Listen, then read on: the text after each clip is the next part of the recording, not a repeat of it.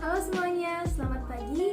Salam sejahtera buat kita semua. Perkenalkan, saya Priscilla Pasiritan Grimulus Musa dari spesialisasi Digital Business Management.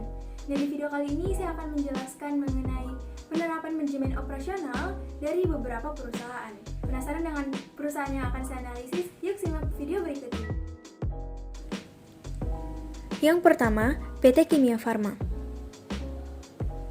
Kimia Farma adalah perusahaan industri farmasi pertama di Indonesia yang didirikan oleh pemerintah Hindia Belanda pada tahun 1817. Pemerintah Republik Indonesia melakukan peleburan sejumlah perusahaan farmasi menjadi PNF atau Perusahaan Negara Farmasi Bhinneka Kimia Farma.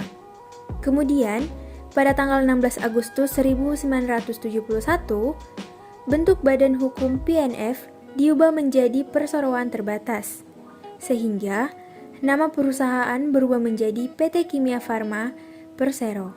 Nah, seperti yang kita ketahui, membangun relationship dengan customer sangat penting untuk meningkatkan value dan loyalitas sebuah perusahaan. Di dalam jurnal yang ditulis oleh Evry Eka Diansyah menjelaskan bahwa ECRM atau Electronic Customer Relationship Management adalah suatu usaha mengelola relasi antara perusahaan dengan pelanggan dalam rangka peningkatan loyalitas pengkonsumsian produk-produk yang diproduksi oleh perusahaan dengan memanfaatkan peralatan elektronik seperti TV, radio, telepon, dan juga internet. Teknologi ECRM yang tepat dan memadai akan membantu permasalahan yang dihadapi perusahaan terkait bagaimana meningkatkan loyalitas perusahaan terhadap pelanggan, seperti yang dilakukan PT Kimia Farma. Mereka menerapkan ECRM atau Electronic Relationship Management untuk membantu kegiatan operasionalnya agar berjalan lebih baik. Hal ini dikarenakan karena banyak dari customer mengeluh terhadap pelayanan yang diberikan perusahaan ini. Kenapa bisa terjadi? Karena sebelumnya sistem yang berjalan pada perusahaan ini masih bersifat semi komputerisasi dan pengisian kuesioner masih dilakukan secara manual. Tujuan diterapkan ECRM ini agar customer dapat terlayani secepat mungkin dan mempermudah perusahaan untuk membuat rating keluhan para customer sehingga perusahaan dapat berjalan secara efektif dan efisien. Jurnal ini tentunya berkaitan dengan manajemen operasional karena sama-sama menyangkut bagaimana pelayanan yang harus diberikan kepada pelanggan. Nah, melalui jurnal ini dapat diketahui bahwa dengan meningkatkan loyalitas kepada pelanggan, maka akan membuat pelanggan nyaman menggunakan jasa yang diberikan oleh perusahaan. Yang kedua, McDonald's. McDonald's sudah lama ada sejak tahun 1940 di San Bernardino.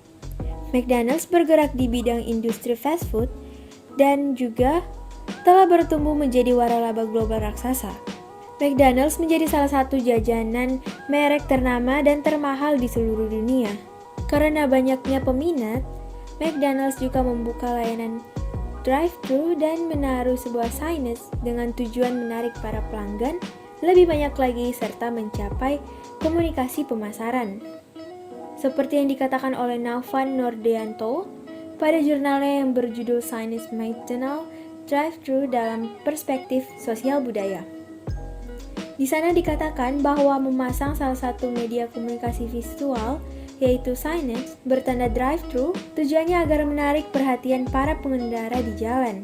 Tentunya hal ini berkaitan dengan salah satu manajemen operasional dalam hal bagaimana strategi yang diperlukan untuk menyampaikan produk yang dijualkan kepada para pelanggan. Dengan diberlakukannya signage drive-thru akan sangat membantu perusahaan dalam meningkatkan kinerjanya dan juga mempermudah para pelanggan untuk mengetahui produk yang dijualkan dengan hanya melihat signage drive-thru yang ada.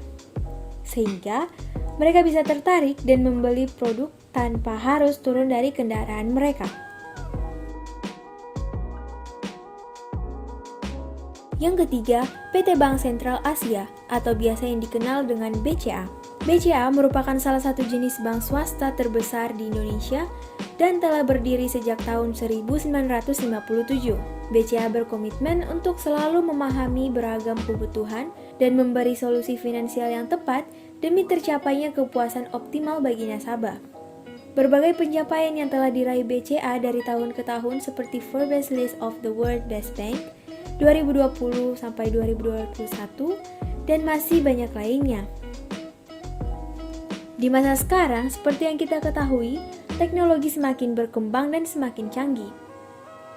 Penting bagi suatu perusahaan untuk melakukan inovasi baru agar dapat menjaga kualitas dan pelayanan perusahaan kepada para konsumennya. Melalui jurnal dengan judul Penerapan Sistem Informasi Bank pada PT Bank Sentral Asia atau BCA, menjelaskan bahwa bank harus mempunyai teknologi sistem informasi yang canggih dan mengikuti perkembangan zaman. Contohnya, pelayanan elektronik transaction atau e-banking. Hal ini telah dilakukan atau telah diterapkan oleh Bank BCA dengan tujuan untuk mempermudah segala jenis pengurusan nasabah. Mereka meluncurkan mobile BCA sejak tahun 2019-an. Nah, dengan diterapkan BCA Mobile akan sangat membantu setiap kegiatan transaksi yang dilakukan oleh para nasabah bank, mulai dari mentransfer, membayar, membuka rekening, dan masih banyak lagi. Sehingga dengan begitu, nasabah akan merasa nyaman menggunakan layanan yang sudah disediakan oleh bank tersebut. Yang keempat, Universitas Ciputra Makassar. UC Makassar adalah salah satu universitas swasta yang baru buka di Makassar. Walaupun tergolong baru, UC Makassar telah menerapkan beberapa kegiatan operasional yang tentunya akan membantu dan mempermudah kegiatan-kegiatan yang akan dilaksanakan di kampus. Salah satu contohnya, dengan memberlakukan absensi baik pegawai maupun mahasiswa secara digital. Melalui apa? Melalui scan barcode dan juga fingerprint yang berisi data diri mahasiswa maupun para pegawai. Tujuannya agar para pegawai dapat disiplin dalam bekerja dan jumlah kehadiran dapat diketahui dengan mudah melalui absensi digital yang dilakukan. Menurut jurnal yang dikaji oleh ini sama halnya dengan yang terjadi di SMP Negeri 1 Ciparai, Kabupaten Bandung. Penulis dengan judul Upaya Meningkatkan Kedisiplinan Guru melalui Penerapan Absensi Fingerprint di SMP Negeri 1 Ciparai, Kabupaten Bandung. Dalam jurnal tersebut dijelaskan bahwa mereka menerapkan sistem absensi fingerprint dengan maksud untuk mengetahui kehadiran pegawai dan juga guru-guru. Dikarenakan beberapa dari mereka masih kurang disiplin dalam bekerja dan juga mengabaikan jam kehadiran mereka di sekolah. Dengan diterapkan absensi fingerprint, maka sekolah akan dengan mudah memantau dan mengawasi kedatangan serta kepulangan para pegawainya, sehingga jika terjadi penyimpangan dapat ditindaklanjuti dengan mudah.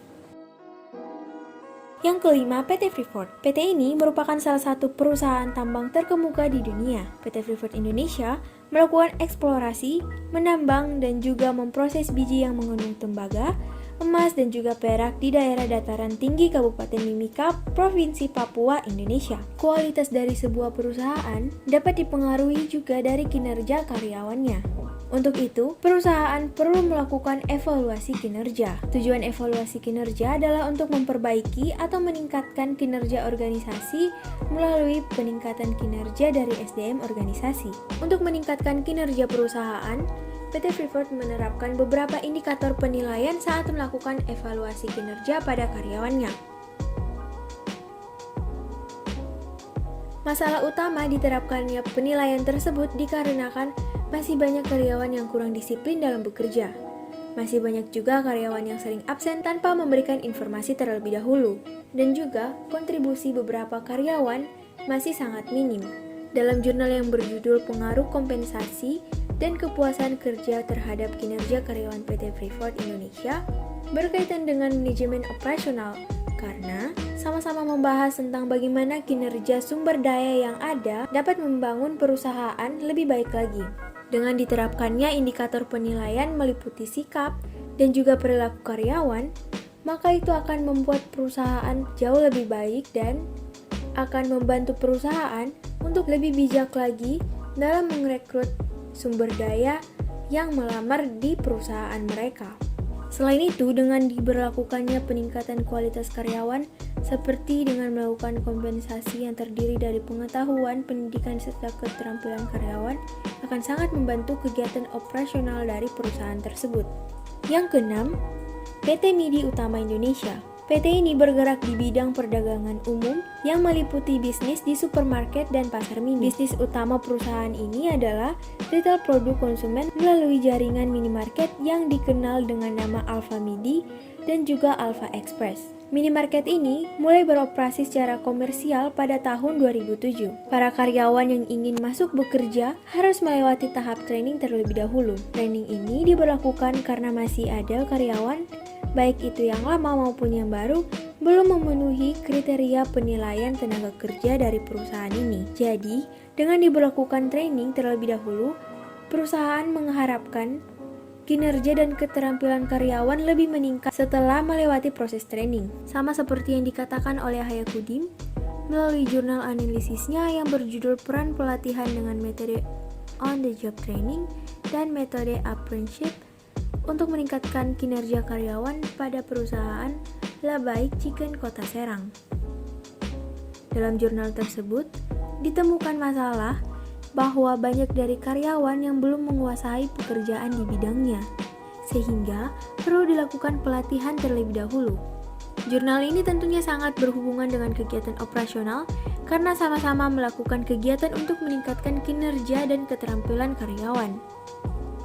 Kesimpulannya, dengan diberlakukan training kepada para karyawan sebelum bekerja, akan sangat menolong perusahaan untuk memilih sumber daya yang tepat agar kedepannya semua pekerjaan yang ada dapat terselesaikan dengan baik. Nah, itu tadi adalah penerapan manajemen operasional di beberapa perusahaan yang sudah saya analisis. Terima kasih sudah ikut berpartisipasi dalam menonton video saya. Mohon maaf jika ada kesalahan kata atau salah menganalisis. Saya Priscilla Fasilita Anggrenius Nusa, mahasiswa Ciputra School of Business Makassar, pamit undur diri. Salam entrepreneur.